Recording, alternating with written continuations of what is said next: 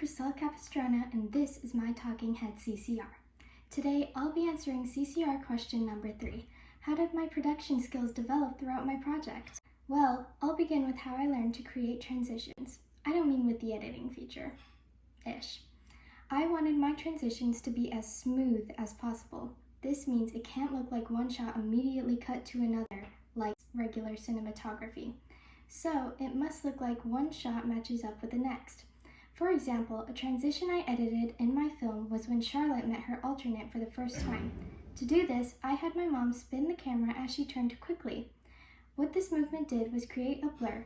The reason I needed this movement was because both actors for Charlotte and her doppelganger were me, and I can't be in two places at the same time. To achieve this, I filmed on a separate day where I was in my costume for the alternate. I had my mom do the same spin movement from the same place in the forest. This created another blur. With the second blur from the second shot, I was able to put together the two shots. This was my transition. However, it still looked a little choppy, so I decided to see how it would look with an edited transition feature provided by the app. This fixed the issue, and I was able to control how long the feature stayed for. But that's enough about transitions. Moving forward, my directing skills have also developed positively. I found out that my directing skills depend on the person I am guiding. For instance, in one of my previous blogs about challenges, I spoke about how well my parents cooperated. First, I started with my dad. He did not show exemplary skills.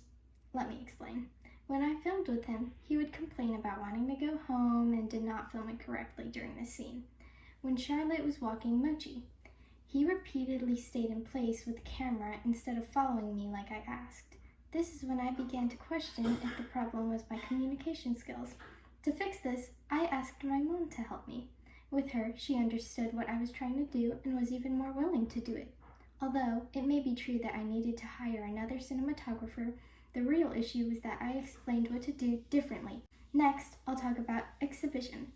Just because teen and young adults are on social media the most, I can still reach other audiences by putting my film in theaters. I want my film to stick out to new movie lovers. Attention movie lovers! So, if I were to create a preview, I would add many conventions from the analog horror genre.